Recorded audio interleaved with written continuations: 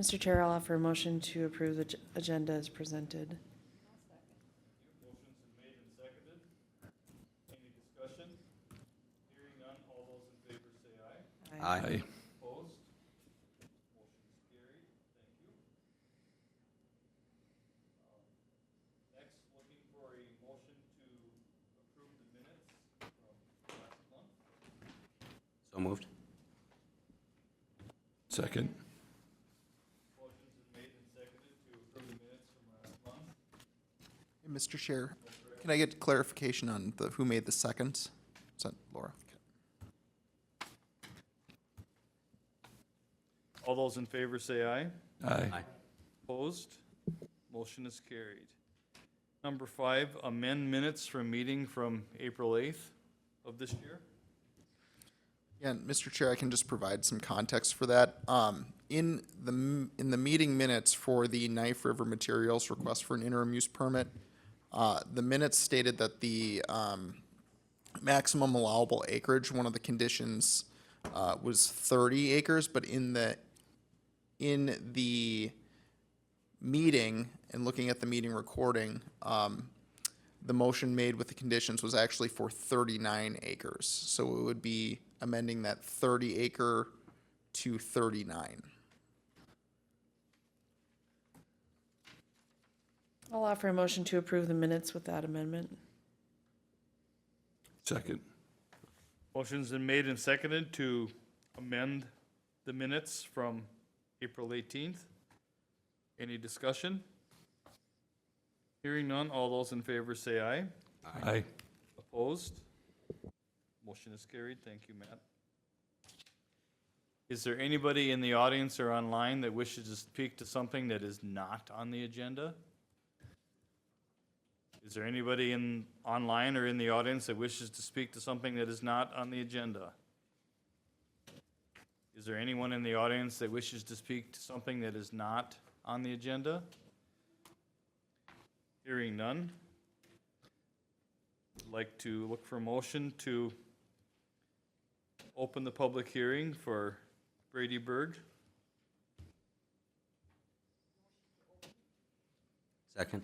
Motion's been made and seconded to open the public hearing for Brady Berg. All those in favor say aye. Aye. Opposed? Motion is carried. Matt? Yeah, this is a request. The applicant seeking an interim use permit for a second dwelling on a parcel at 13029 300th Street South, Pelican Rapids, Minnesota 56572 on parcel ID 28.012.1800, part of the southeast quarter of the northeast quarter of Section 12, Township 137, and Range 44 West in Tansom Township.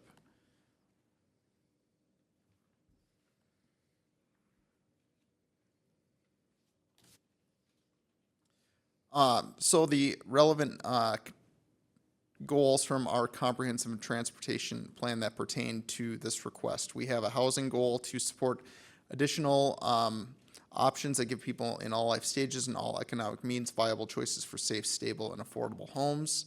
We also have residential goals and objectives in our comprehensive plan to recognize the diversity of living and working arrangements in the unincorporated areas of Clay County and to recognize multi-generational temporary agricultural living arrangements by permitting accessory dwelling units on properties that can adequately provide for water and sewer.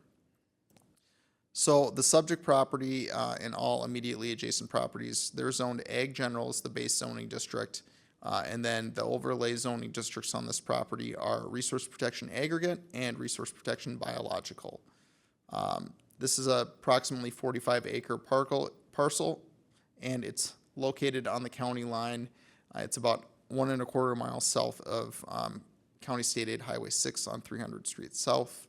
That county line is Otter Tail County that it's shared with. So it's primarily grazing land and residential. There is currently a single family home and a manufactured home on the property. So the applicant owns this property with his brother. Brother lives in the single family, like his own residence to live on. The original intent was to split this parcel in half, but market conditions, the applicant doesn't want to do that at this time. And then also due to the topography of the property, the mobile home, and with the intention of splitting this in the future. The applicant did place it on the south end of the parcel. So this is the primary dwelling up here, and the secondary dwelling is down here, the manufactured home. The applicant did receive a, well, I'll go through the standards first. So for a second dwelling on a parcel to be used by parents, grandparents, children, siblings, any other special relationship, the dwelling has to be a manufactured home, can't be on a permanent foundation, must have a septic system, must share a common well with principal dwelling. This particular residence does have its own well. They were just granted a variance earlier this evening to have a second, to not have to share, from the standard that they have to share a common well. And then you can't have more than one additional dwelling on a parcel, and the parcel must be at least 5 acres in size. So with this variance being granted, the request would meet those standards, and the dwelling is currently meeting all setbacks from property lines. The permit would expire when there isn't a need for a second residence for a family member, or if the ownership of the parcel were to change, or if the parcel were to be split. Any questions for me at all?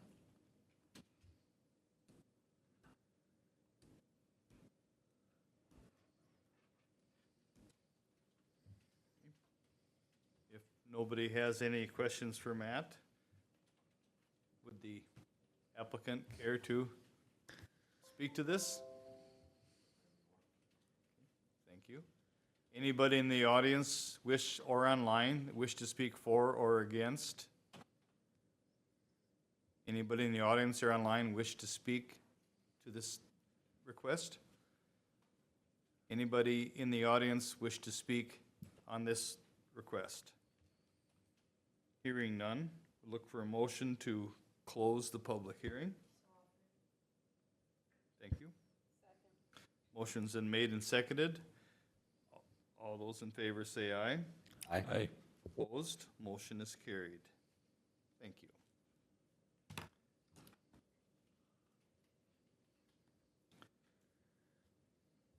Findings of fact.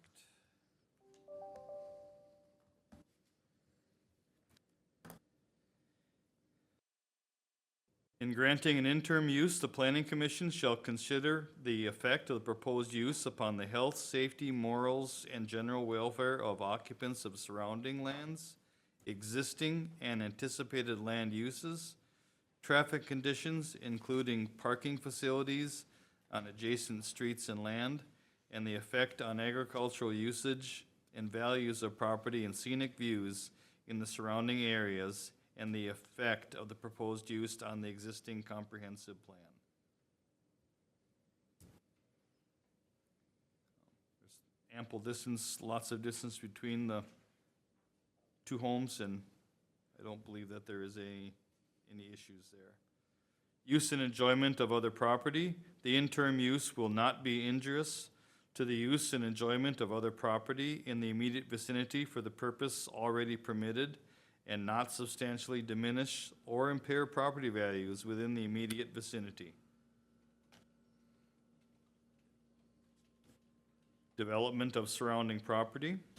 The establishment of the interim use will not impede the normal and orderly development and improvement of surrounding vacant property for uses predominant in the area. Utilities, access roads, drainage, off-street parking, and loading spaces. Adequate measures have been or will be taken to provide utilities, access roads, drainage, off-street parking, and loading spaces. And Matt has a note here that it meets the county requirements. Nuisance conditions. Adequate measures have been or will be taken to prevent or control offensive odor, fumes, dust, noise, vibration, water pollution, and soil erosion, so that none of these will constitute a nuisance, and to control lighted signs or other lights in such a manner that no disturbance to neighboring properties will result. Burden on public services. This use will not create an excessive burden on parks, schools, streets, water supply, sanitary sewers, storm sewers, and other public utilities or facilities which serve or are proposed to serve the area. Compatibility, the use will be sufficiently compatible or separated by distance or screening from adjacent agriculturally zoned or used land so that existing homes will not be depreciated in value and there will be no deterrence to agricultural use of said land. Appearance of site and structure. The structure and site shall have an appearance that will not have an adverse effect upon adjacent residential properties. Relationship to overall needs. The use is, in the opinion of the Planning Commission, reasonably related to the overall needs of the district and to the existing land use. In the case of the floodplain areas, the proof that the location is necessary for facility operation and that alternative sites not susceptible to flooding are not available. Consistency with ordinance. The use is consistent with the purposes of this ordinance and the purposes of the zoning district in which the applicant intends to locate the proposed use. Conflict with comprehensive plans. The use is not in conflict with the comprehensive plan, if any, of the township, city, or county. Traffic hazards, congestion in floodplain area. The use will not cause traffic hazards or congestion and in floodplain areas has access during flooding for ordinary and emergency vehicles. Existing businesses. Existing businesses nearby will not be adversely affected because of curtailment of customer trade brought about by intrusion of noise, glare, or general unsightliness.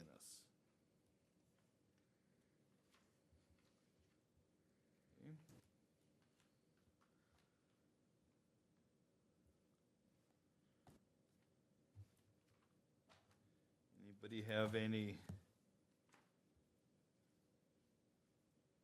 questions or?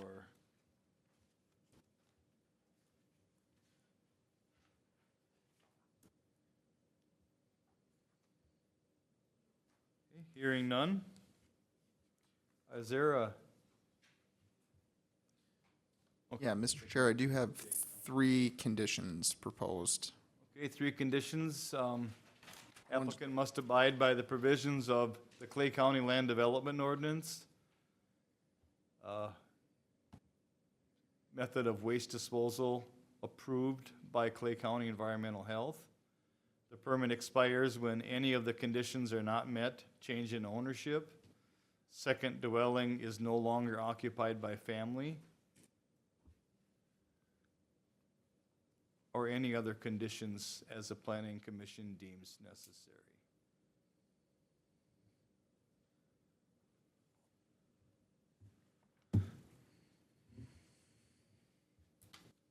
Okay, hearing no questions or comments, would look for a motion to approve or deny with the conditions that staff has provided.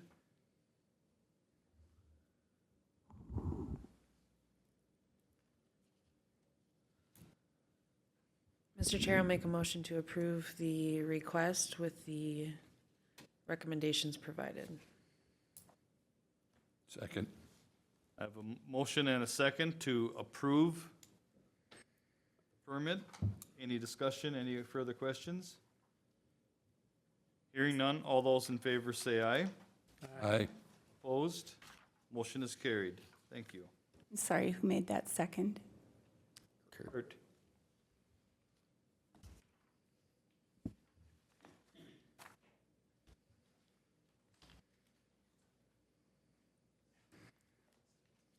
Okay.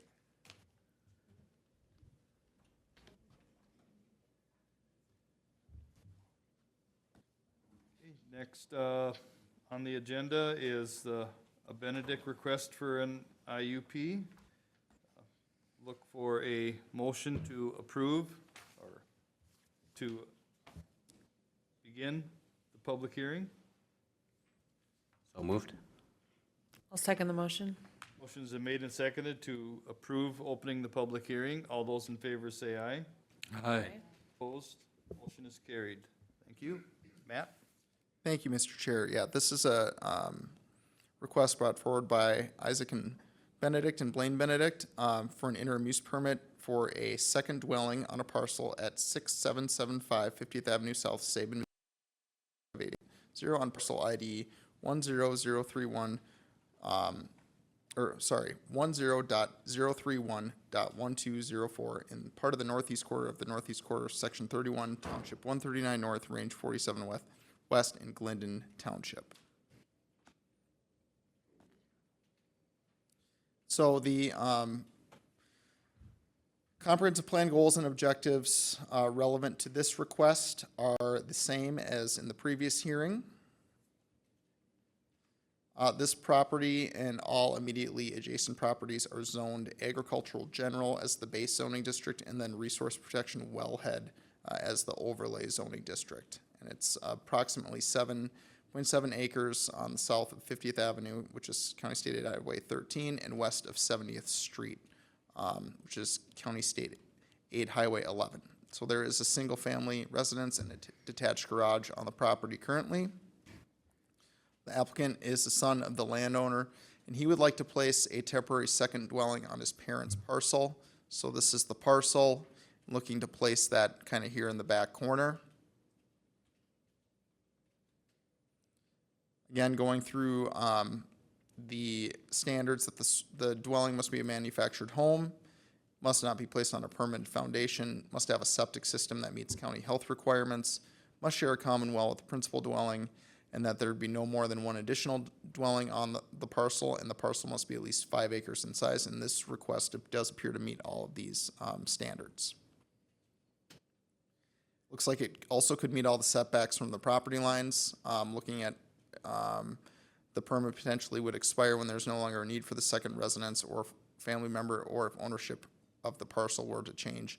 The applicant has indicated that they plan on subdividing this sometime in the future as well, just not sure when. I did speak with our county engineer about this just because there is kind of an intersection, and I can bring this up.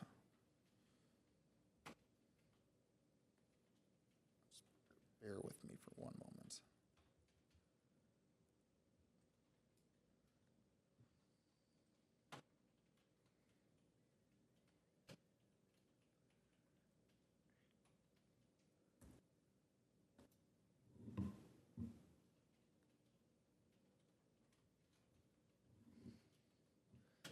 But this is the second meeting today. You're just like whipping it out on the website. To improvise. Yeah, It's I like know. jazz. I need some like training on where to find these things. I'm impressed.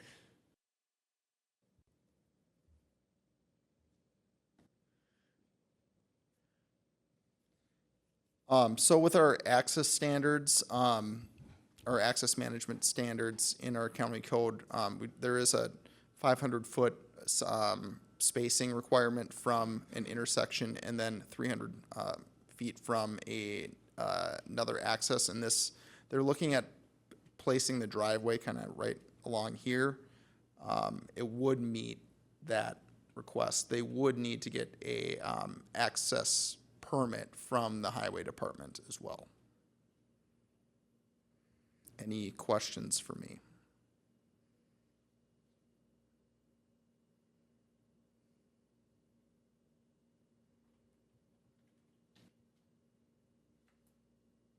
So so you're saying they would not meet the 500? They would meet the. They would meet. They would. Yep. Okay, Miss- Yep. But they would just need a access permit Okay. for the access. Yep. Anybody have anything further for Matt?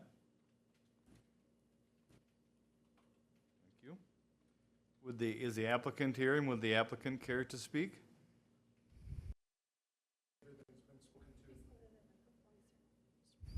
Okay, thank you, Blaine. Anybody in the audience or online wish to speak to this matter? Anybody in the audience or online wish to speak to this matter? Anybody in the audience or online wish to speak to this matter? Hearing none, look for a motion to close the public hearing. So moved. Second. Motion's been made and seconded to close the public hearing. All those in favor say aye. Aye. Opposed? Motion is carried. Thank you.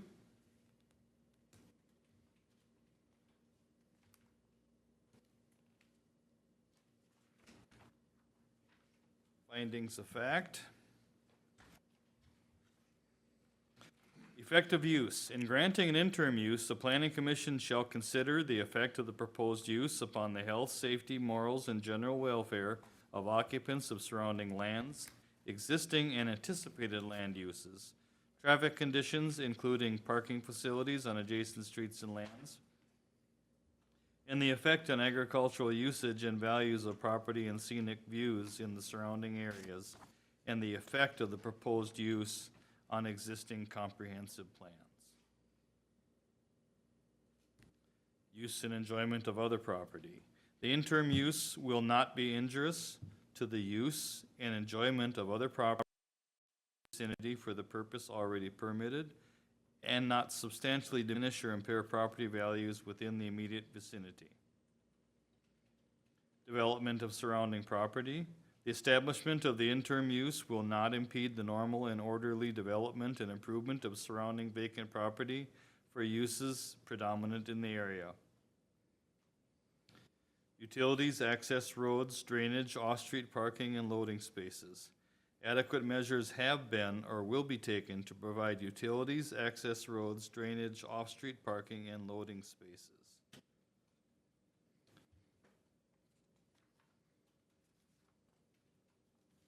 Nuisance conditions. Adequate measures have been or will be taken to prevent or control offensive odor, fumes, dust, noise, vibration, water pollution, and soil erosion, so that none of these will constitute a nuisance, and to control lighted signs or other lights in such manner that no disturbance to neighboring properties will result. Burden on public services. The use will not create an excessive burden on parks, schools, streets, water supply, sanitary sewers, and storm sewers, and other public facilities or utilities which serve or are proposed to serve the area. Compatibility. The use will be sufficiently compatible or separated by distance or screening from adjacent agriculturally zoned or used land so that existing homes will not be depreciated in value, and there will be no deterrence to agricultural use of said land. Appearance of structure and site. The structure and site shall have an appearance that will not have an adverse effect upon adjacent residential properties. Relationship to overall needs. The use is, in the opinion of the Planning Commission, reasonably related to the overall needs of the district and to the existing land use. In the case of floodplain areas, the proof that the location is necessary for facility operation and that alternative sites are not susceptible to flooding are not available. Consistency with ordinance. The use is consistent with the purposes of this ordinance and the purposes of the zoning district in which the applicant intends to locate the proposed use. Conflict with the comprehensive plan. The use is not in conflict with the comprehensive plan, if any, of the township or city or county. Traffic hazards, congestion in the floodplain areas. This use will not hazards or congestion in the floodplain areas as access during flooding for ordinary and emergency vehicles. Existing businesses. Existing businesses nearby will not be adversely affected because of curtailment of customer trade brought about by intrusion of noise, glare, or general unsightliness.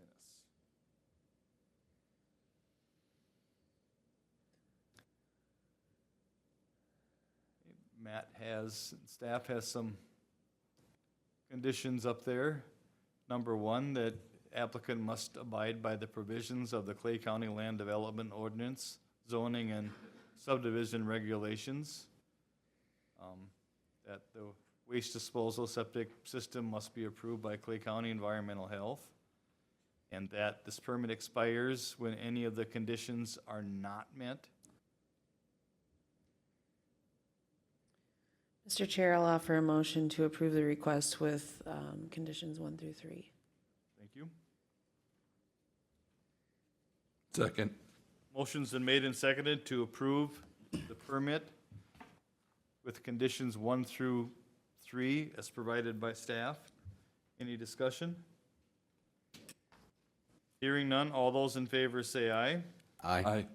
Opposed? Motion is carried. Permit is granted. Thank you.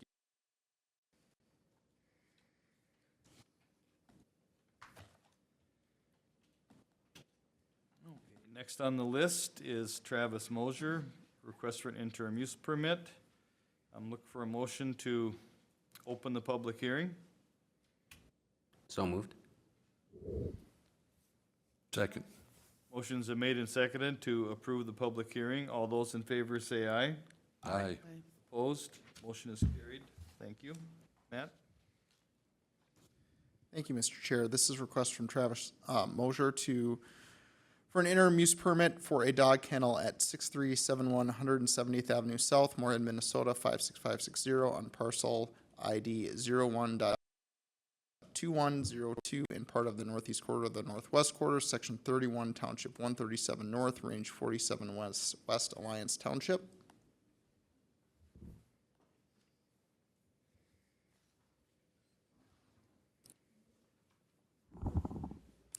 So a relevant Clay County Comprehensive Plan goals and objectives. We have an objective to recognize diversity of living and working arrangements in unincorporated areas of Clay County and allowing for home occupations in unincorporated areas that are in harmony with the rural character of Clay County. We also have a commercial and industrial goal to encourage commercial and industrial development that is in harmony with the agricultural and rural character of Clay County. So this is a 5.79 acre parcel. It's on the south side of 170th Avenue.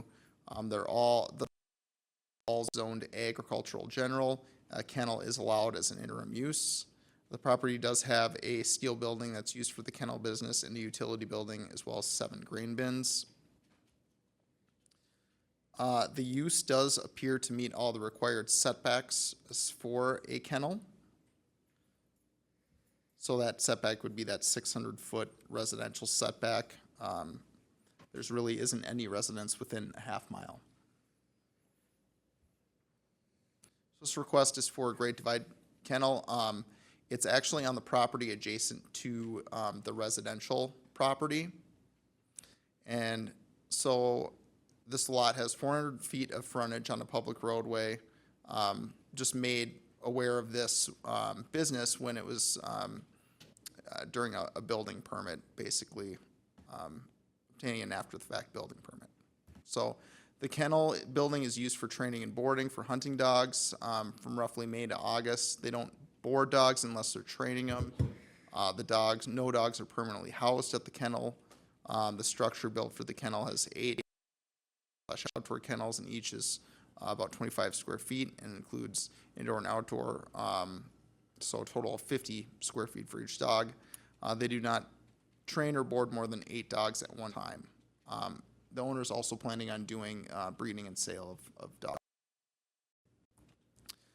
They do have a waste management plan, so regular collection and bagging of solid waste, and then any liquid waste is disinfected and rinsed into a holding tank that is pumped out as needed. Not really any noise mitigation needed, just because the closest residents are a half mile away, and dogs are restricted to indoors from 10 p.m. until 7 a.m. Any questions for me at all? Are there any county restrictions or regarding number of dogs allowed on the property? Is there? This is a good question. I don't think there are. Okay. Anybody else have anything for Matt? Hearing none, would the applicant care to speak if he is here? Nothing to add, but happy to answer questions. If you could come up to the podium and introduce yourself, and then we'll have it for the record. Travis Moser. Does anybody, Jenny, have any questions for him? No, I've actually, my husband's worked with Travis and some training of dogs, and I think this is just a case of literally not knowing that something was required, and so there's no malice behind it, but Travis just wants to get everything up to date so he can continue being a business in rural Clay County. Yeah, He's also, purely a case of ignorance on my part. I went online and looked on the state website, and I didn't need a permit to operate the kennel based on their requirements. I had no idea that I needed this. Otherwise, this would have been done a long time ago. So purely ignorance on my part, I guess, live and learn. I would blame his father-in-law. His father-in-law was longtime County Commissioner John Everett. Yeah, it definitely is his fault. He should have told me. Anybody else have any questions or comments for Travis? Thank you, sir. Thank you, sir. Anybody in the audience or online wish to speak to this matter? Anyone in the audience or online wish to speak to this matter? Anybody in the audience or online wish to speak to this matter? Hearing none, would look for a motion to close the public hearing. So offered. Motion's been made and seconded to close the public hearing. All those in favor say aye. Aye. Opposed? Motion is carried. Public hearing is closed. Effective use. In granting an interim use, the planning commission shall consider the effect of the proposed use upon the health, safety, morals, and general welfare of occupants of surrounding lands, existing and anticipated land uses, traffic conditions including parking facilities on adjacent streets and land, and the effect on agricultural usage and values of property and scenic views in the surrounding area, and the effect of the proposed use on existing comprehensive plans. Use and enjoyment of other property. The interim use will not be injurious to the use and enjoyment of any other property in the immediate vicinity for the purposes already permitted, and not substantially diminish or impair property values within the immediate vicinity. Development of surrounding property. The establishment of the interim use will not impede the normal and orderly development and improvement of surrounding vacant property for uses predominant in the area. Utilities, access roads, drainage, off-street parking, and loading spaces. Adequate measures have been or will be taken to provide utilities, access roads, drainage, parking, and loading spaces. Nuisance conditions. Adequate measures have been or will be taken to prevent or control offensive odor, fumes, dust, noise, vibration, water pollution, and soil erosion, so that none of these will constitute a nuisance, and to control lighted signs or other lights in such a manner that no disturbance to neighboring properties will result. Burden on public services. The use will not create an excessive burden on parks, schools, streets, water supply, sanitary sewers, and storm sewers, or other public facilities or utilities which serve or are proposed to serve the area. Compatibility. The use will be sufficiently compatible or separated by distance or screening from adjacent agriculturally zoned or used land so that existing homes will not be depreciated in value, and there will be no deterrence to agricultural use of said land. Appearance of structure and site. The structure and site shall have an appearance that will not have an adverse effect upon adjacent residential properties. Relationship to overall needs. The use is, in the opinion of the Planning Commission, reasonably related to the overall needs of the district and to the existing land use. In the case of floodplain areas, the proof that the location is necessary for facility operation and that alternative sites are not susceptible to flooding are not available. Consistency with ordinance. The use is consistent with the purposes of this ordinance and the purposes of the zoning district in which the applicant intends to locate the proposed use. Conflict with comprehensive plan. The use is not in conflict with the comprehensive plan, if any, of the township, city, or county.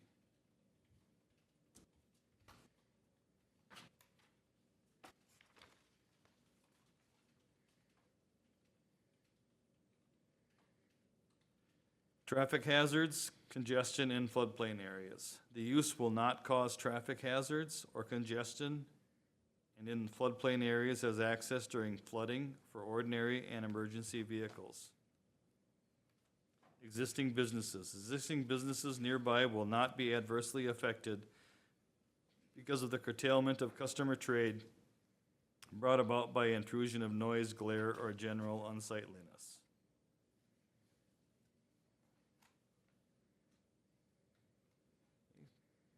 Staff has 5 conditions.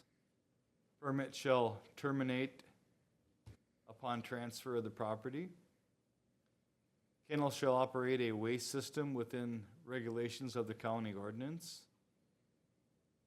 Signage shall meet the requirements of Clay County Land Development Ordinance. Owner shall operate under all applicable state, federal, and local laws and obtain all applicable state and federal licenses for commercial breeding. These licenses shall remain current through the existence of the kennel and breeding operation. Any other conditions the commission deems necessary, such as maximum number of dogs, on-site at any time, parking plan requirements, staff hours of operation.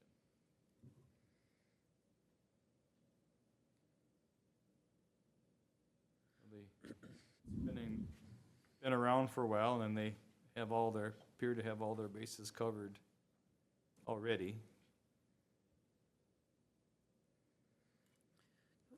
I have a question. Can we talk about the number of dogs just for a moment, if he's talking about breeding his own? I mean, sometimes there are litters that are larger than 8, and so I just wouldn't want someone to be out of compliance because of something like that. I mean, So, Mr. Chair and Commissioner Mojo, I don't think there would be a need then to put any sort of limit on the number of dogs at the facility. I think you could just keep that open, Okay. open-ended, especially considering just the distance from other residential properties, things like that. So, and there's certainly ample room on the property as well. Well, I have a question regarding the number, because I know a business that I'm connected with that we do have a fixed number, but we are strictly boarding, not breeding, where we have a hard number that this is what we are allowed to. And it has been done in the past.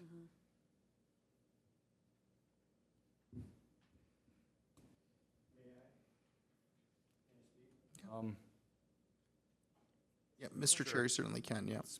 State your name for the record again, please. Travis Moser. So I currently own 4 of my own dogs. I have 2 males, 2 females. 2 of my females are used for breeding. I have 1 litter per year, is what my standard operation practices are.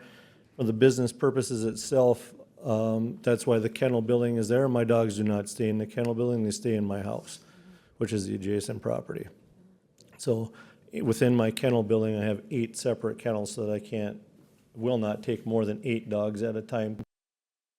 I guess in the future, if it was to become my full-time job, I would like to have the flexibility to maybe increase the capacity to board and train. I don't board specifically to board. I only board the dogs that I'm currently training. So, and those are only given for, through the months that I described earlier in the thing, so. That is different. Okay, thank you. Anybody else? Questions or concerns to give to Travis? Thank you.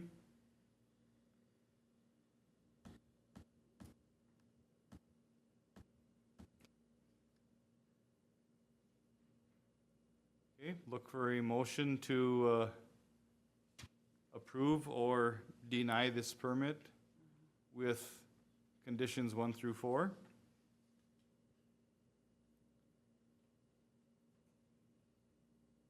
Or if somebody wants to put a hard number, but I don't think that's necessary in this situation.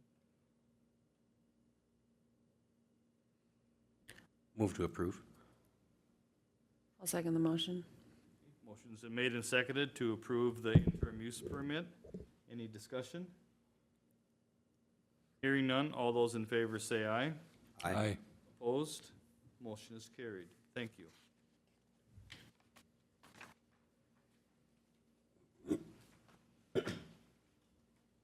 Next. Okay, Matt, how do you say that? Wholesome? Next on the agenda is an interim use permit from Wholesome -MWR, Inc., formerly known as Aggregate. Look for a motion to open the public hearing. Second. Motions are made and seconded to open the public hearing. All those in favor say aye. Aye. Opposed? Thank you. Matt? Thank you, Mr. Chair. This is a request to renew an interim use mining permit for an existing gravel mining operation on parcel ID 27.023.0400 in the east half and southwest quarter of section 23, township 140 north, range 47 west, Spring Prairie Township.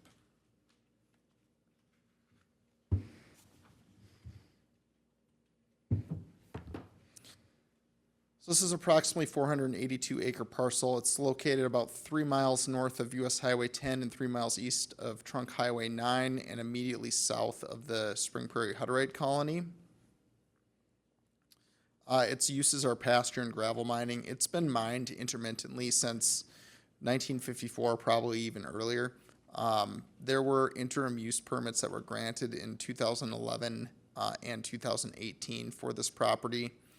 These interim use permits were even though the site has been mined for such a long time, it was inactive for a period of time, which necessitated the interim use permits essentially to resume mining.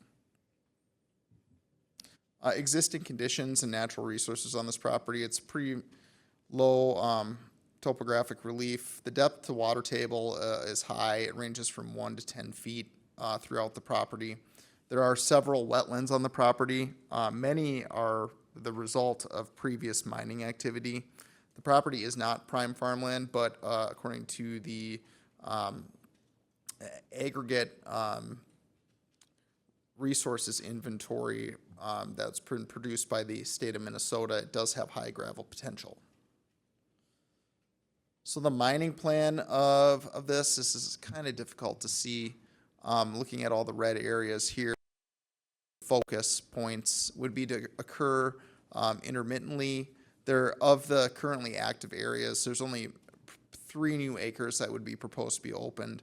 And topsoil would be stripped and stockpiled. The material would be excavated, processed using conveyor screeners and crushers, and the proposed haul routes would be south and west to either Pit 21 or the Fargo-Moorhead Market. So we've got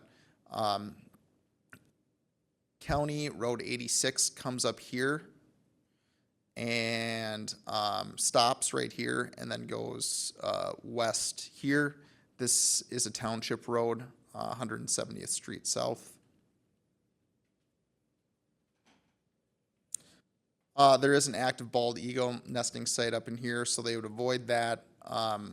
The mined areas would be sloped to the interior to prevent runoff from exiting the property. Eventually, it's going to be contoured to rolling hills with a central water feature, which is right here. I should note, too, that what they're, I think, primarily mining, their initial targeting area for mining is this red deposit right here. The future land use would be pasture. The estimated reclamation cost is $2,500 an acre. The 2011 permit had a requirement to reclaim the entire previously mined area, and then the 2018 permit had a 39-acre reclamation requirement on it. From the township meeting last Tuesday, there's some comments that were made about haul roads being maintained and dust controlled, haulers adhering to recommended speed limits of 25 miles per hour and complying with all traffic control signage, engine brakes not being used. 170th Street North does have year-round weight restrictions on it, so the access would have to be from the south and not from the east, because this is a year-round weight restricted road. And the township did issue a permit with the following 7 conditions. It would be for a 10-year period beginning in May 2025, ending December 2035. They would require a bond of $200,000 and adhering to a road maintenance agreement to include the following: that the access would be on County 86 on that south side. When hauling, chloride from the pit entrance must be applied and maintained to provide dust control. Speed limit signs would need to be put up for 25 miles per hour on the haul road. A regular grading of the roads would be required to maintain the road crown from time to time and or at the discretion of the township board. Engine brakes are not allowed. The applicant should comply with all federal and state laws pertaining to mining and traffic control and county ordinances, including environmental assessment worksheets and environmental impact statements if performed. Federal and state laws apply to safety fence placement. The owner and operator shall assess the safety risks and exercise discretion of the placement of the safety fences around the mined area. Reclamation of previous areas needs to be completed in the hours of operation 7 a.m. to 7 p.m. Monday through Friday, unless the Spring Prairie Township Board approves a temporary variance. Any questions for me at all?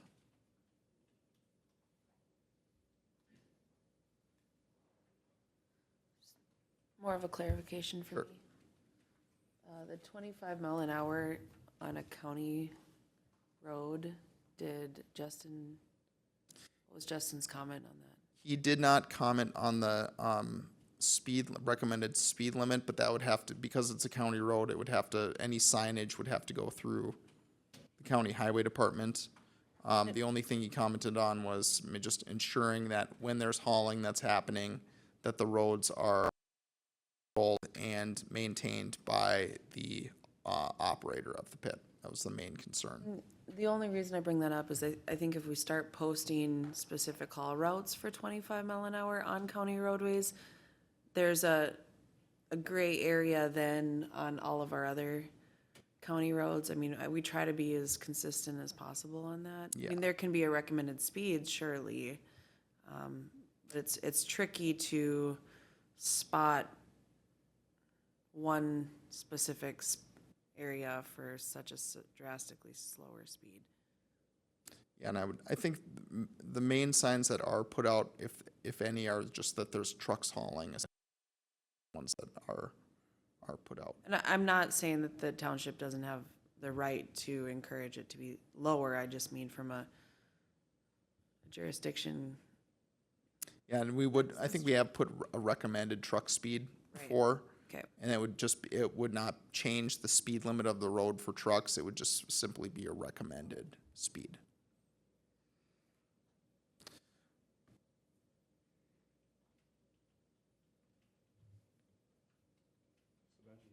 Sorry, don't we usually have hours of operation for a Saturday too, or is that just gonna be over? This is for this is the township permit. So just use that then instead? I know that the applicant did want to make a request for hours, and I'll let them do that in terms of deviating from the 7 a.m. to 7 p.m., but I'll just defer to the applicant to make that request.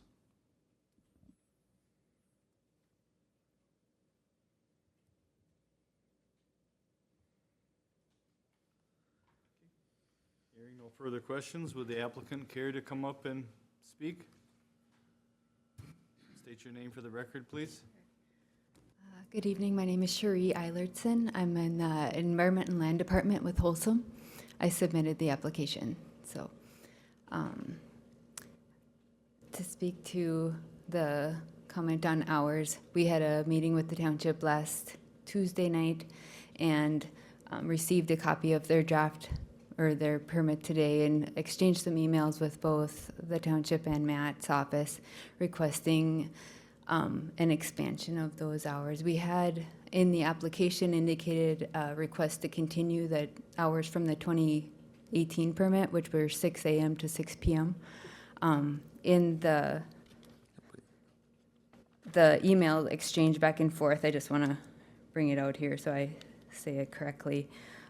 We were wondering if we could expand the hours from have the crushing, screening, conveying, processing hours stay at the 7 to 7, which were proposed, but expand the hauling to be 5 a.m. to 7 p.m. Also, that Saturday, 7 a.m. to 2 p.m. hauling. And so, and actually, I have with me here our operations group. We have Lee Alm, our plant manager on the side there, Chris Forrest, our operations manager, and Justin Flack, our general manager, here with me tonight. So I was gonna let Justin speak a little bit further to the issue of hours, if that's right.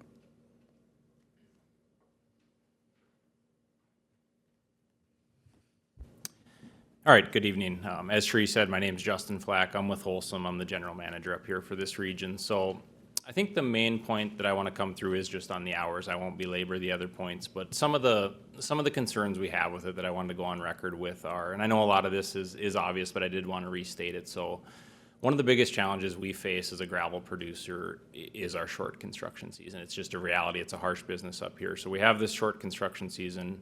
Road restrictions in the spring restrict it further. That really limits how much material we can get to the market. So what drives the intensity of the hours at times is there's these construction projects in town that have deadlines given by the municipalities, the cities, the hospitals, you name it, and then the short season. That's what drives that intensity. So we're supplying to contractors who set these schedules, and the market really drives how much material is needed in that time frame. So if you think about it, 7 to 7 does sound like a fairly long time, but one of the challenges is if we can't fire up our equipment till 7, we're then loading a truck, scaling it, ticking in it, driving it to town. It might be 8 or 8:30 before it's at a job site in Fargo, Moorhead, or in Clay County, Moorhead, you name it. So the challenge with that, if you can think about it, you see the hours to complete the construction projects with the deadlines given to the contractors, and not having material on site till 8 or 8:30 can present a very big challenge. So we would request the longer hours for that. It's not our desire to work them continuously, but to have the flexibility to do them in our short season, we feel is very critical. And the only other thing I'd be cautious of is there could be ill-advised ramifications of shortening hours too. So we don't prefer to haul on Saturdays, but it obviously happens in the industry. But the more we restrict the hours during the week, the more you might have to haul on a Saturday too. And I don't know if that would be the goal of this either, but the market will drive how much material it needs. So it could increase tons coming in from other counties with less restrictions over in North Dakota, all those sorts of deals. And I hope that's not the intent of this. So that's our biggest struggle with that, is just that short season. I wanted to reinforce that and respectfully request a consideration of different hours. Thank you. Thank you, Mr. Chair. Matt, so they requested a 6 a.m. to the township, and the township went with 7. Is that what I'm hearing? Yeah, I just know with the planning commission has been consistently, with permit conditions or permit requests that have become before this board for mining, putting consistent hours of 7 a.m. to 7 p.m. With the ability to deviate from those hours if proper notice is given. And so at the township meeting, they, I think, matched up with what we've done in the past. And the township is here tonight, and our representatives from the township are here tonight, can speak to that as well. Matt, can you enlighten me? Is what a lot of times the township they had no formal input on what they want us to do. We just do our thing. When the township has got very specific things they like, is that just an advisory to us, or can we go beyond, below, whatever? How much do we need to follow what the township recommends versus what we have normally done? So, Mr. Chair and Mr. Steichen, I think it's nice for the applicant in this case because in this Spring Prairie Township, they have their own separate permitting process from the county. And so essentially, this is a permit that they have granted to the applicant. Our permit can be different from that because we are independent of them. But they would still have to follow the conditions of both permits. So when they're more in sync, I think it's a lot easier for the operator to follow the conditions. So say if the planning commission decided to grant the 6 a.m. to 6 p.m. hours that were on the previous permit tonight, they would still be bound by the hours of the township permit. So they're completely independent, but it's nice if they're somewhat in line Thank you. or consistent. And could you bring up again what our standard Saturday hours have been for other? For other pits, it's been 7 a.m. to 2 p.m. hauling only.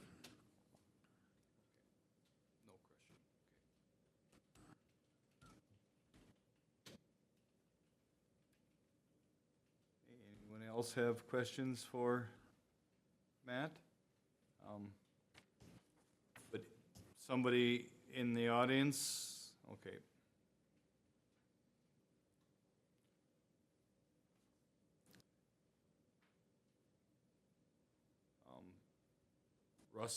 Russ Ward, Gene Ward, would one or both of you like to come up to the mic and introduce yourself and speak?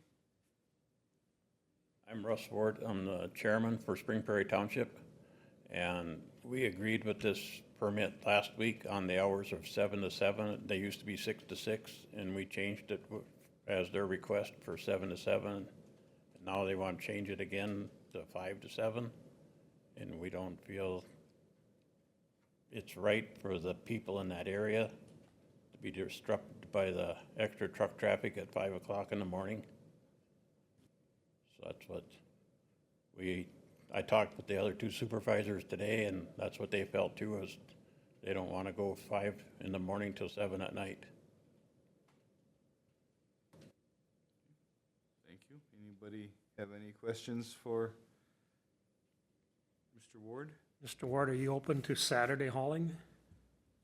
Yep, we agreed with that previous, if they needed to go on Saturday, that we'd go along with that. But they didn't know how much they were gonna be using that, just if it was an emergency, like if they needed extra material. Generally, it's kind of laid out there. It's available, but you want them to come to you if they need? Yep, that's what we asked them to do, yep.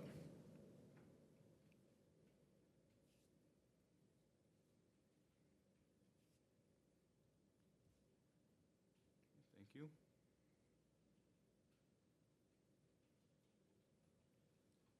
Okay, no, but Jean, would you wish to speak also?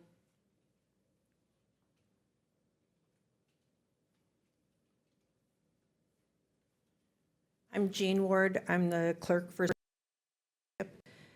and we've dealt with Wholesome a lot, and my son is actually driven for aggregate.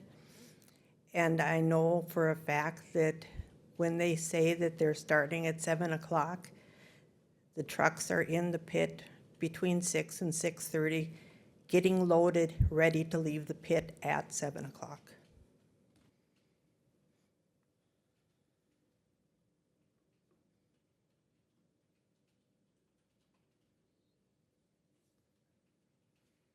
Thank you. Anybody in the audience or online wish to speak more to this matter?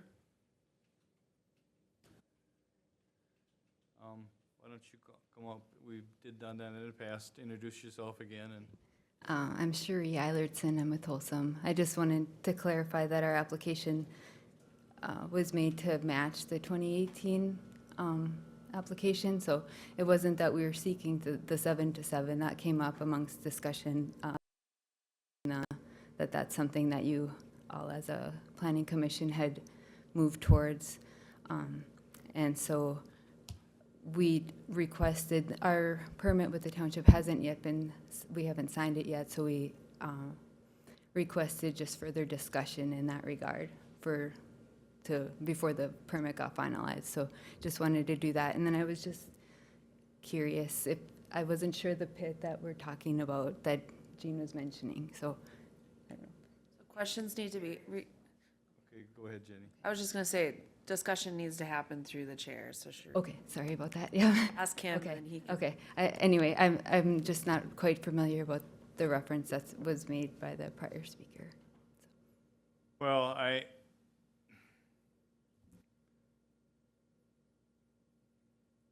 what constitutes opening hours or hours of operation? Is it when the first loaded, I believe her point was that in your mind, hours of operation began when the first loaded truck went down the road, Okay, not when the first truck arrived in the pit.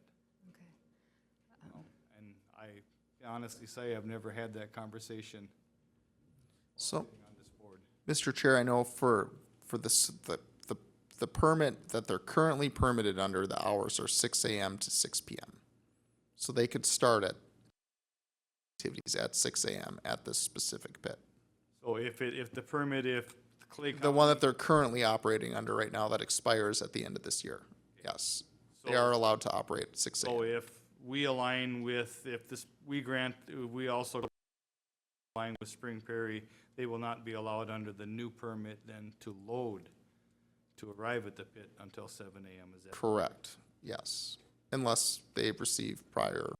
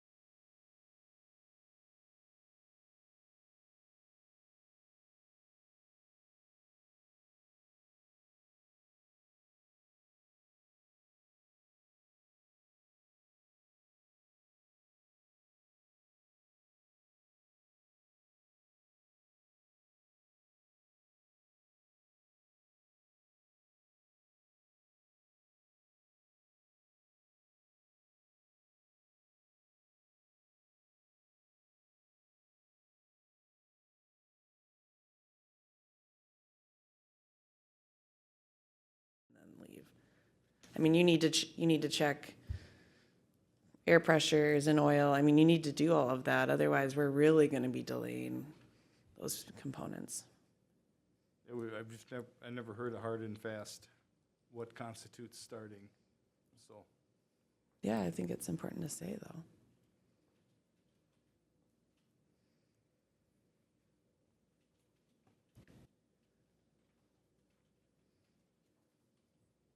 Anybody in the audience or online wish to speak to this matter? Other points? Anyone in the audience or online wish to speak for or to this matter? Anyone in the audience wish to speak to this matter? Hearing none, look for a motion to close the public hearing. So moved. Motion's been made. Do we have a second to close the public hearing? Motion's made and seconded. All those in favor say aye. Aye. Opposed? Motion is carried.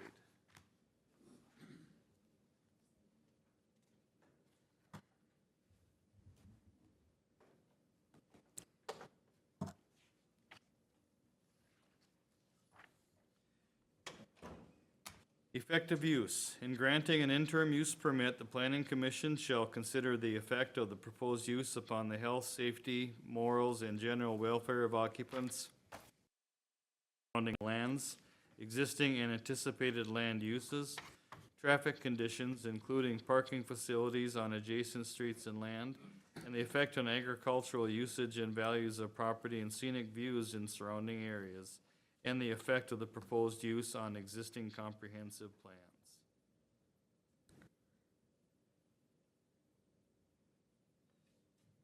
Use and enjoyment of other property. The interim use will not be injurious to the use and enjoyment of other property in an immediate vicinity for the purpose already permitted, and not substantially diminish or impair property values within the immediate property.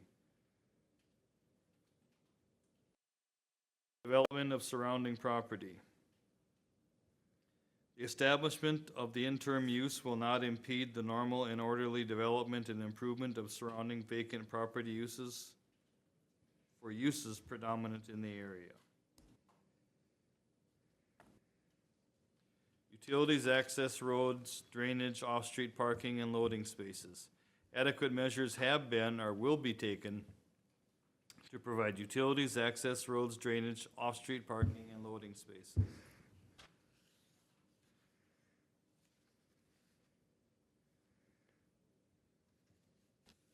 Nuisance conditions. Adequate measures have been or will be taken to prevent or control offensive odor, fumes, dust, noise, vibration, water pollution, and soil erosion, so that none of these will constitute a nuisance, and to control lighted signs or other lights in such a manner that no disturbance to neighboring properties will result.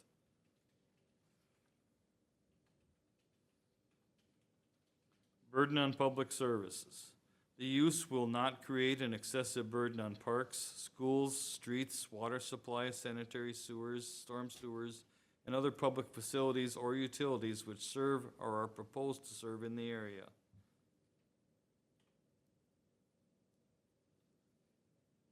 Compatibility. The use will be sufficiently compatible or separated by distance or screening from adjacent agriculturally zoned or used land so that existing homes will not be depreciated in value, and there will be no deterrence to agricultural use of said land. Appearance of structures in site. The structure in site shall have a appearance which will not have an adverse effect upon adjacent residential properties.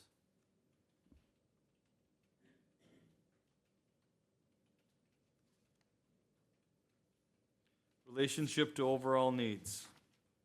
The use is, in the opinion of the Planning Commission, reasonably related to the overall needs of the district and to the existing land use.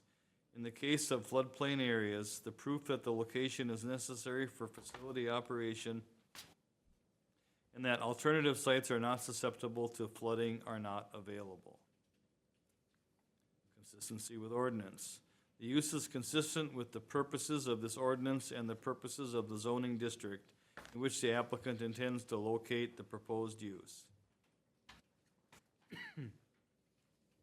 Conflict with comprehensive plans. The use is not in conflict with the comprehensive plan, if any, of the township, city, or county. Traffic hazard, congestions in floodplain areas. The use will not cause traffic hazards or congestion, and in floodplain areas have access during flooding for ordinary and emergency vehicles.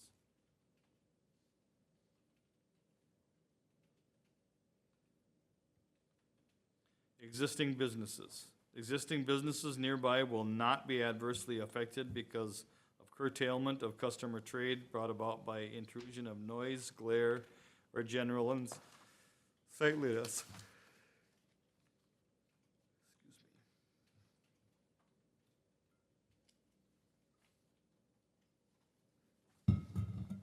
His staff has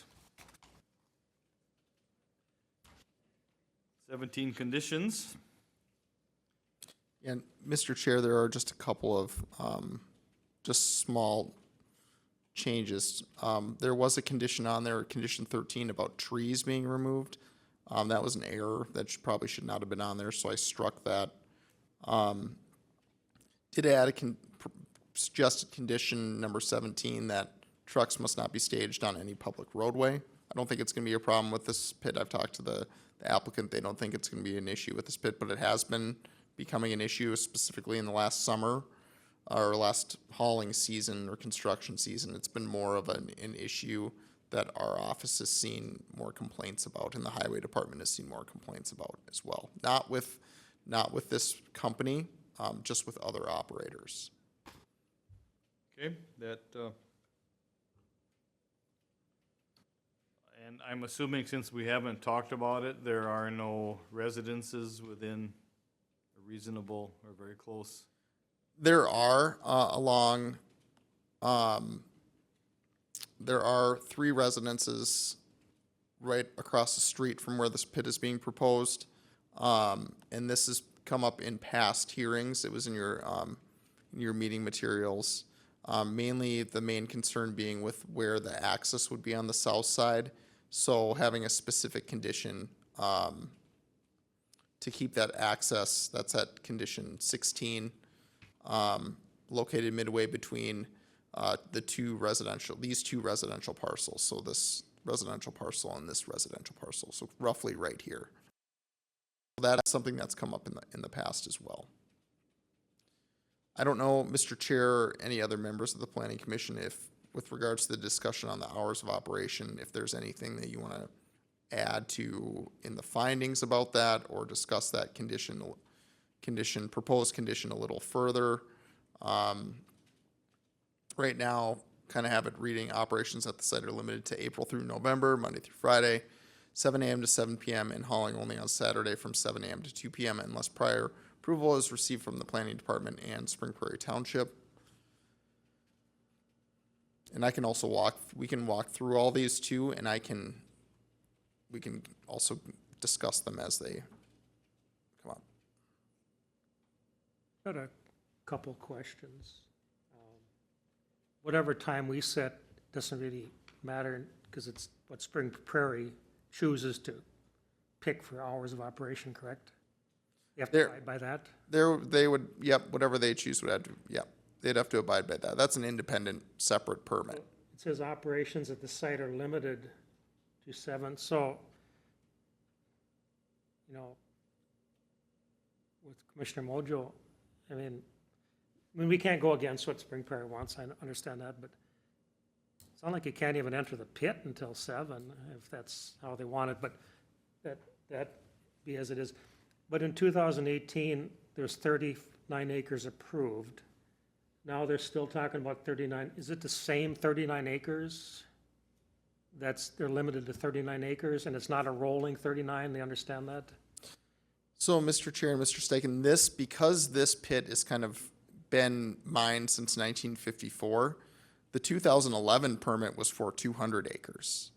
The 2018 permit was for 39 acres. I'm proposing that we just go to 190 acres. They're not going to use 190 acres, but there's already been about 190 acres of previously mined area on this parcel. And so it's already been mined to, that extent. They're really only going to open 3 additional acres on this is their plan, and to just utilize the existing acreage that's open, essentially. So that's why my proposal would be to kind of go closer to that 2011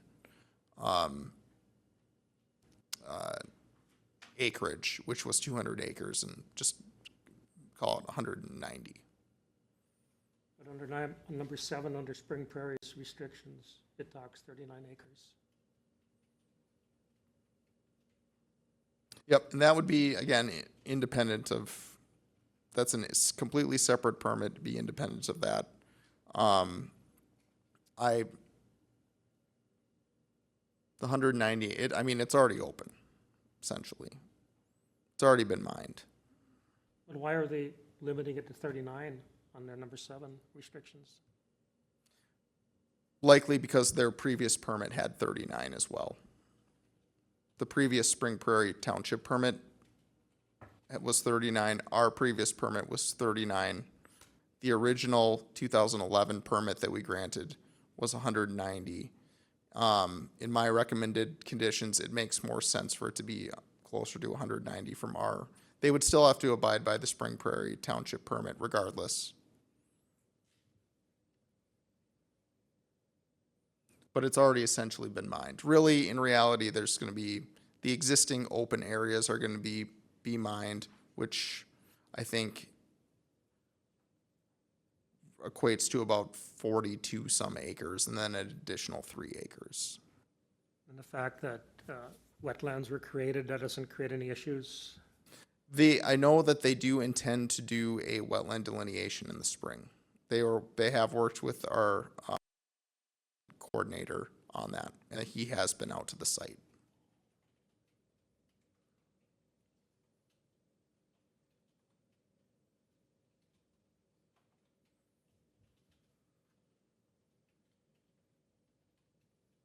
You think we should need to go through each individual condition?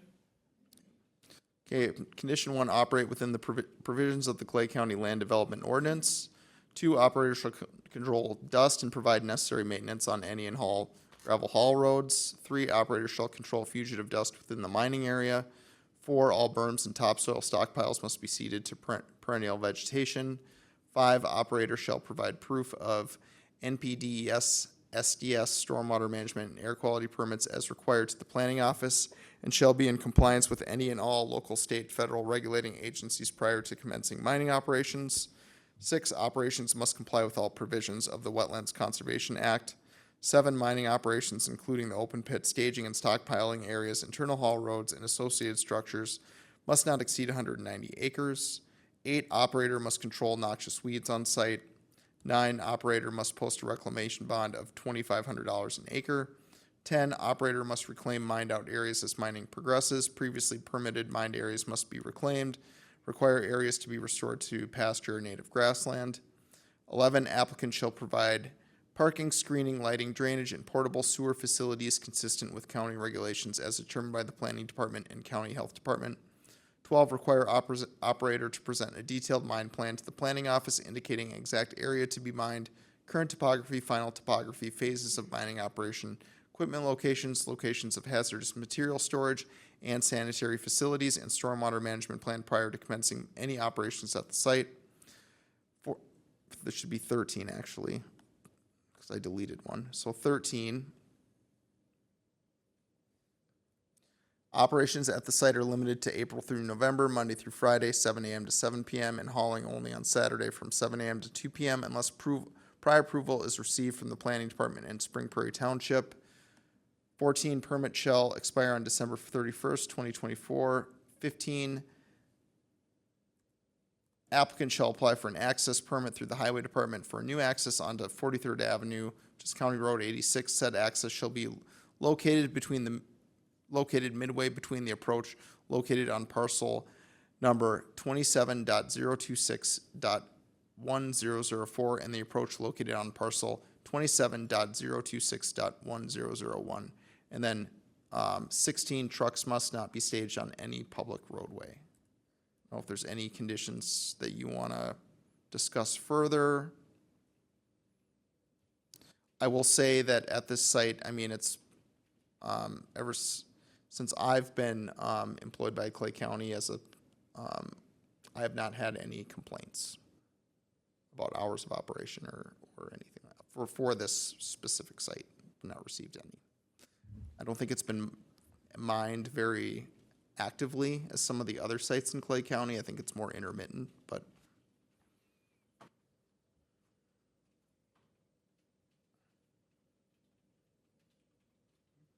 Anybody have any further comments or questions?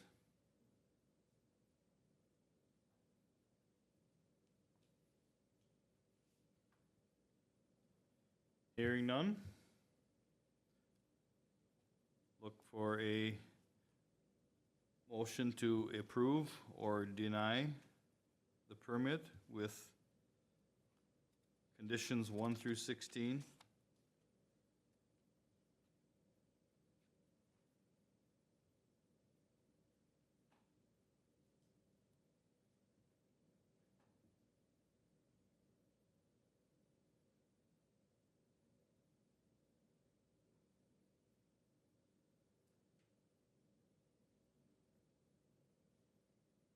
Am I allowed to make a motion?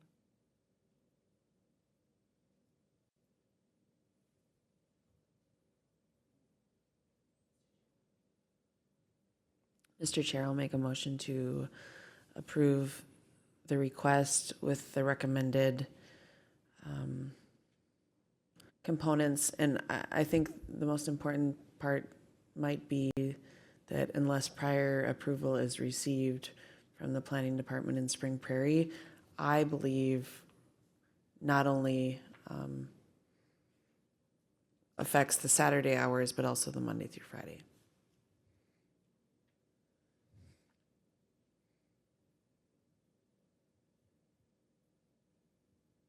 Can you clarify what you just spoke about? I just said exactly what's up there, but I think for the public and for the applicant, when we talk about additional hours may be available with prior approval, I think that applies to the week as well as Saturday, correct? Yeah, Mr. Chair and Commissioner Mojo, that's how I would read that too. So we have a motion to approve Second. and a second to approve the permit with conditions 1 through 16 with an emphasis on hours and asking permission. Any discussion? Hearing none, all those in favor say aye. Aye. Aye. Opposed? Permit is granted. Thank you.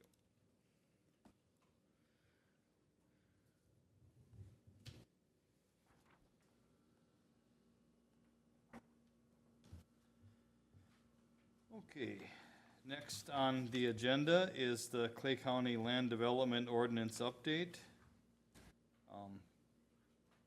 This needs to take place in the form of a public hearing. Okay, look for a motion to open up the public hearing to discuss the Clay County Land Development Ordinance Update. So moved. Second. Motion's been made and seconded to open the public meeting. Lead us on, Matt. Is there a vote on that, opening that? Pardon? Was there a Yes. Motion made and seconded. first and second, but You have to vote on it. vote, was there a vote on that? Oh, sorry. All those in favor say aye. Aye. Aye. Opposed? Motion is carried. Public hearing is open. Sorry about that. All right, thank you, Mr. Chair and Commissioners. So just kind of pleased to state that we're close to having a full draft of our update to our land development ordinance. Chapters 1 through 4 are essentially in complete draft form, and chapters 5 through 8 will be available likely in early December. I was told at the end of this week they'd be made available to me, and then I'll review and send them out to you all for review. Just want to provide some information on where the public can find this. I think this did go out as well. So this is located on the county website under Land Development, Planning and Zoning, Land Development Code Update. And so we do have the first 4 chapters are available. Chapters 5 through 8 would be forthcoming. So I'm just going to walk briefly through these. I'm going to give a high-level overview. I think it's a lot, I think, to go through, and we'll likely need to dedicate our December, or a good portion of our December meeting to this as well, just to give you all more time to review this material, to give the public more time to review this material and provide comment as well. So, and because we, because we don't have a full planning commission here tonight, I think it would be good if we kind of hold off on doing a full kind of deep dive into this until December, when we can hopefully have more of our planning commissioners here to provide input. But I just do want to give the opportunity for any public that might be here to weigh in on this. I think I'll start just by providing a high-level kind of overview of the first 4 chapters. The first chapter essentially is the introductory provisions. This is going to lay out kind of the statutory authorization for zoning, The purpose of the ordinance, jurisdictional authority, so kind of explaining where this ordinance applies to, and also some different types of relationships for land use, for zoning, and for subdivision control, specifically around municipal areas, township zoning, and then areas that fall under joint powers agreements like Oakport, and then in the Barnesville area as well. What we define as development is included in here, and I think one of the things that one of the changes that we've had a lot of comment on from folks in the study review committee, that was kind of the committee formed to help draft and provide input on this ordinance, was what a structure might be considered as development or not development. So one thing we're looking at doing in this draft is with accessory structures. And so essentially saying if you have an accessory structure with a foundation and a floor area of 144 square feet or less, you would not have to get a permit, a development permit or a building permit for that.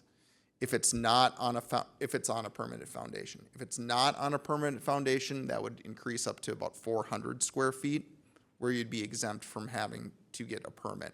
Looking at maybe making a change here, just a slight tweak to this, stating that you still would need to meet the structure setbacks, so you wouldn't have it on the property line or anything like that.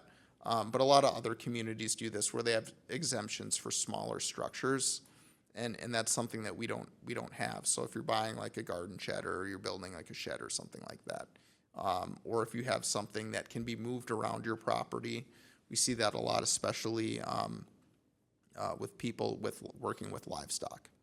You wouldn't necessarily need to get a building permit for those types of structures. It's kind of one of the big changes there, or proposed changes. And then nonconformities. One thing that we did clarify with nonconformities, it's something that came up at our last planning commission meeting. So a nonconformity is a use or a structure or a property that was in compliance with the code or predated the code at some point in time, but with code updates and things like that, no longer does. Those things are allowed to continue on through, but they can't not be intensified or expanded. There is an exception for seasonal recreational and residential homestead and residential non-homestead, that say if your structure is destroyed or something happens to it, you can actually replace that structure. So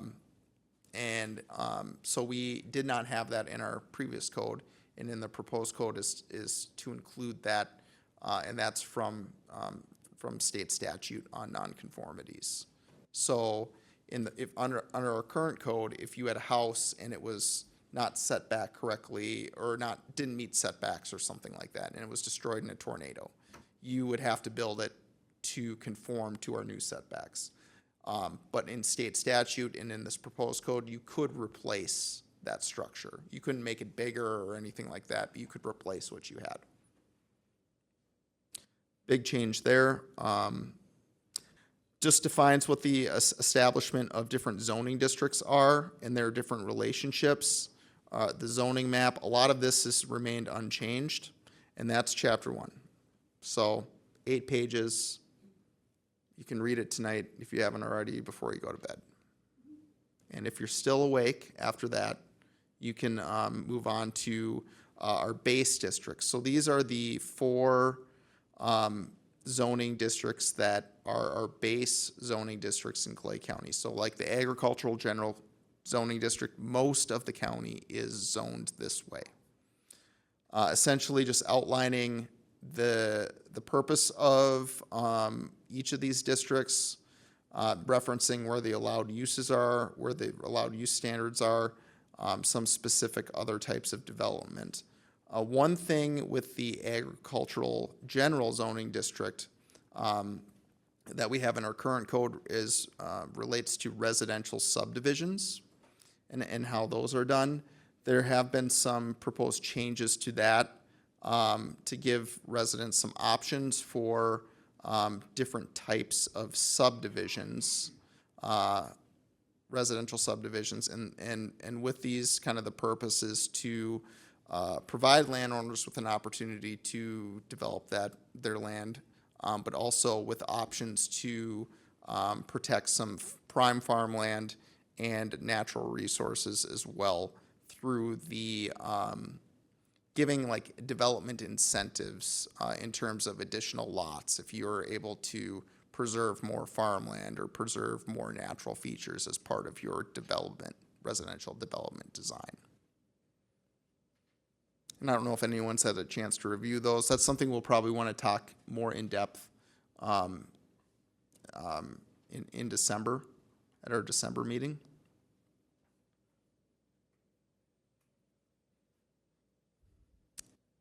And then as far as the other zoning districts, essentially just outlining, again, what goals they relate to in the comprehensive plan, what objectives they relate to in the comprehensive plan, where to find use standards, where to find different development standards in the code, as well as subdivision procedures. So this is another short chapter.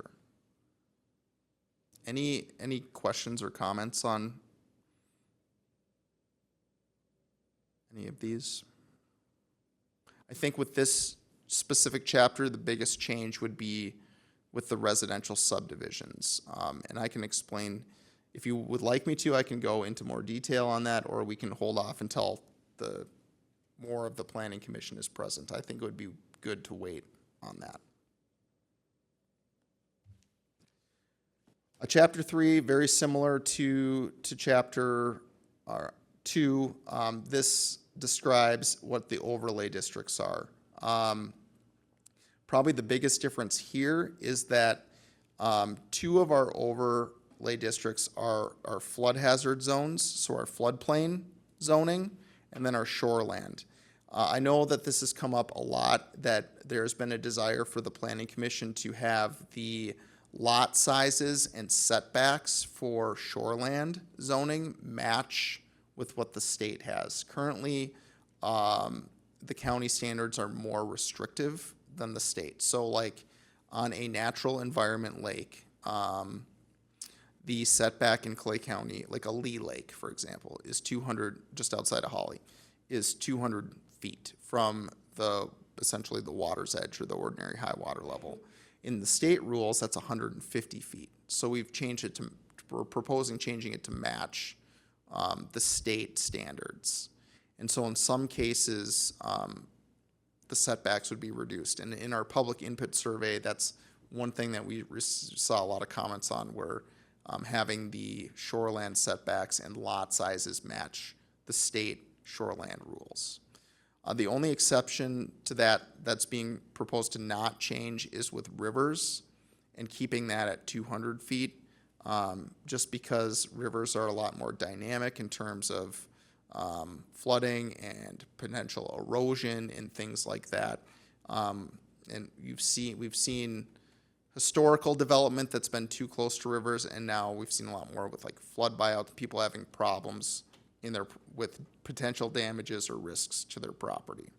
So their proposal is to keep that at 200 feet. Floodplain, I think the other thing I will just mention is that it's essentially, I should say that the state has model ordinances for shoreland. They have model ordinances for floodplain. These match up with the state rules.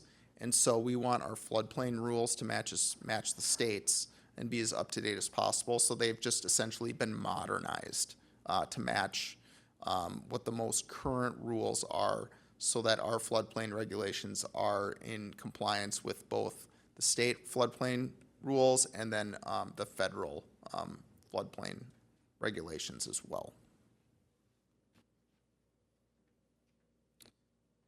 And in terms of the other overlay districts, one thing too that we've tried to do a little bit more is add more tables and graphics into the ordinance, so it's a little bit more easier to understand some of the more complicated concepts or regulations, especially with regards to the floodplain regulations.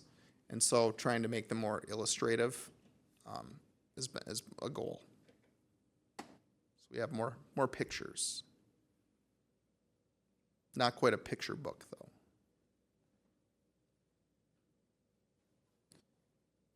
Any questions on overlay districts at all?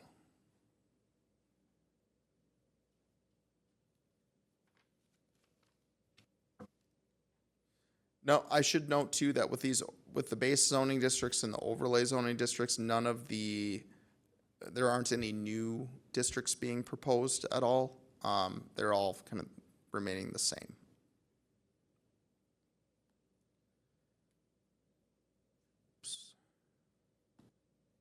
So chapter 4, this is probably the chapter that you as the planning commission and the public would probably use the most and go to the most, because this is the chapter that contains the uses, which uses are allowed in specific zoning districts, and then if there are any special standards or regulations for these different use types, whether it be agricultural uses, residential uses, commercial and industrial uses, recreational uses, public service and utility uses, accessory uses, or any temporary uses. So when we look at like what would be allowed in each zoning district, we have the use table. So the use table is going to tell you if you're looking at a different use, that would be in the first column, and then what would be allowed in each zoning district and what type of permit might be required. So this has been updated as well. This is, there's really not a good way to display and present this type of information beyond a table. It's kind of the standard operating practice or procedure for displaying uses and zoning districts and what's allowed in what zoning district and what type of permit you might need. So this would be, I would recommend reviewing this. One of the, I mean, we did add, like cannabis has been added to this. Light industrial uses, excluding those listed, retail sales and services has also been added to this as well for our highway commercial and limited highway commercial and agricultural service center zoning districts. Those are kind of some of the bigger additions to this table. And then within each type of use, they're broken down by different use categories or use types. So for agricultural uses, animal feedlots would fall under this. Ag service establishments, which you as the Planning Commission have permitted a lot of those. Falls into this. I should say the feedlots is a lot longer. It's just to better match what the state feedlot rules are. So ag service establishments. One thing we did add in here was agricultural tourism. That's something that came up as a use that's really kind of growing throughout the country and the state. So we did add that as a new use. Residential uses, commercial and industrial uses. I think one of the issues that has come up with commercial and industrial uses is trying to make things more consistent, providing some more consistency. So we did develop some general requirements in terms of an access plan, types of environmental mitigation, provision about nuisance and trespass to agricultural residential properties, and then requiring just a more detailed site plan. So you as a planning commission have a better understanding of exactly what is being proposed. And so a site plan with all of these different features included.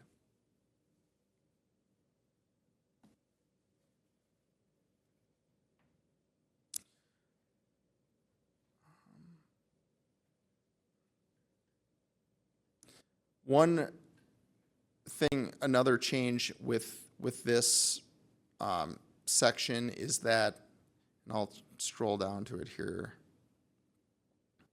is that we have had a standalone renewable energy ordinance since 2018.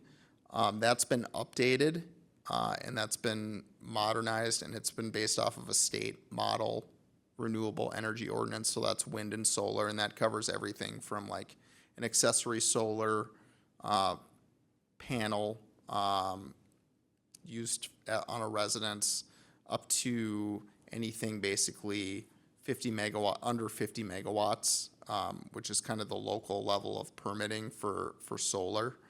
Anything above goes to the Public Utilities Commission. And then same with wind, different requirements there. So that's a lot more extensive with a focus on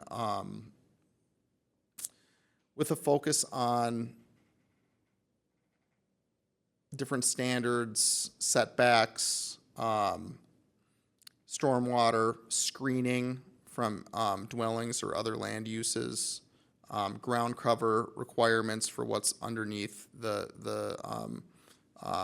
whether it be wind or solar, agricultural protection provision as well. And then the other thing that I want to touch on in this section, just because it came up, we had 2 hearings on it this evening, was about second dwellings on parcels. And so one change that's being proposed is to allow for what's called accessory dwelling units. So allowing a parcel to have a second dwelling that's not just a manufactured home. It could be different types of, the construction could be, there's much more flexibility in what the construction would be, and would not be a there would not be a requirement to come to the board. It would just be a building permit essentially, if certain standards can be met. Would you still need to share the well, or could you? No, you could do your own well. Yep. So you Yep. just be allowed 2 separate. Yep. You wouldn't need an IUP anymore. Yep. So, I know it's just something that we see a lot of, and it's becoming more common in other communities across the country to allow for these accessory dwelling units. I think to that a little bit, part of that discussion and dialogue is we're talking in a lot of different, around a lot of different tables about housing and how do we address the housing concerns. And there are cities that are trying to figure out how to recruit and retain folks to live in their communities, but also in the rural component. I mean, I was able to build a home, obviously on a different parcel, but on the farm in which I grew up, and I know that for sure the Benedict application today, I mean, that is the Benedict farm, and it's a great grandson sitting, wanting to build there. And so it's a way to help recruit folks to have the ability to build and live in the rural area too, because land is really expensive as well. And you're not always, you don't have the money to maybe pay $10,000 an acre to get something. But from the county board's perspective, it just plays into what we're all trying to do to address the housing shortage and crisis and be a little more flexible with it. Absolutely. So, and it's a way to do it, and it's a way to do it in a way that that will increase density while preserving, some of that rural character, preserving prime farmland and things like that by allowing more dense and diverse kind of housing arrangements. I did notice here that I did have some updates for that section, and they didn't make it in, so I'll have to be updating that, and resending that out. Any questions or comments, or? No? Sounds good to Spring Prairie Township? Okay, great. Wonderful. No, I mean, Thanks for it coming. makes a lot of sense, in certain areas that I've lived, there was the mother-in-law homes, and they were, generally not single wall trailer or something. It was nothing special, and it was a lot of monkeying around. And we're looking at maybe needing to do something like this ourselves, and so just soon build something decent, because, so it's right now for my mother-in-law, but, in 20 years it might be for me. And then you're already there. And two, I think trailers, and we've talked at this board, trailers are tricky. I mean, moving trailers are tricky, marketing used trailers are tricky, and now that folks are able to move smaller homes and even larger homes, it might be less of a headache going down the road as well. I think that's something I look forward to coming to the front. Okay, if nobody else has any questions or comments, I'd look for a motion to close the public hearing. So moved. Motion's been made and seconded to close the public hearing. All those in favor say aye. Aye. Opposed? Motion is carried. Any unfinished business, Mr. Jacobson? I do not have any. New business. I think the only thing I'd want to just mention is that there has been a proposal for a kind of a large-scale, utility-scale solar development in east of Barnesville and roughly north of Barnesville, and a little bit into Wilkin County now too. And just want to make you all aware of that. Looking right now, I think that they've, based on my latest communications with the company, I've had some communications with them. They are at about like 2,500 acres enrolled or for leases, and roughly like 400 megawatts at this point. So it is something that would be beyond the permitting scope and authority of Clay County, and it's something that would go to the Minnesota Public Utilities Commission. Still looking at ways that the county can be more involved in the process as it moves along. My understanding right now is that they're they're still in the early stages. They're hopeful that once they have kind of their project defined, which is entirely dependent on people who sign up to enroll land for this solar development, then they would be doing more public outreach, I think, at a later date. So just want to give you all an update on that's kind of where it's at. It's early. Project is still kind of taking shape, but it's going to be larger than the permitting scope and authority of the county, and it'll go through that Public Utilities Commission process. On Any questions at all? similar note, did anything ever come about the meetings that were last summer on the wind project? I have not. Maybe gonna go, whatever direction I'm facing. Yeah, I have not heard any updates from that. I just know that these projects do take some time to develop. I would assume that with the wind, that they would need to be doing some METS towers at some point, where they basically are putting up temporary towers to do wind studies, and those would have to come to before the planning condition for use permits.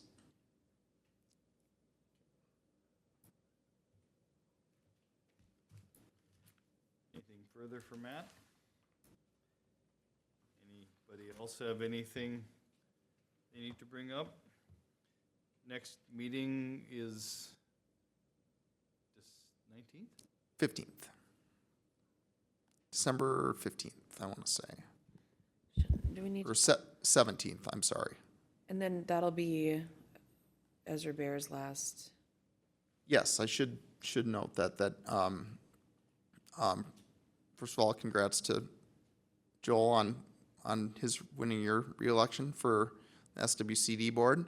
And to our current planning chair, who's not here tonight, Ezra Bear, is elected to the county commission, so he will be stepping off the planning commission at the end of the year and moving into that role.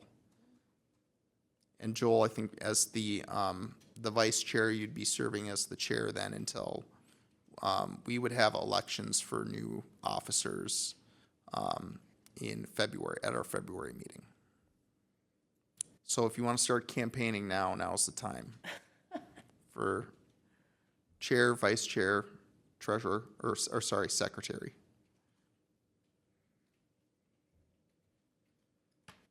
Okay, Well, Sebastian, you also deserve some congratulations as well for winning your election. So if you're ready, if any of you are not tired of campaigning, you can. PTSD is what that is. A little bit. okay, hearing nothing further, look for a motion to adjourn. Dr. Jacobson, did you want to remind them of the 20.25? I should also note, I'm sorry, that your 2025 schedules are in your Got it. yep, folders. Okay, thank you. I have a motion to adjourn. Do I have a second? Second. Motion's been made and seconded. All those in favor say aye. Aye. Opposed? Motion is carried. Meeting is adjourned. Thanks, everyone.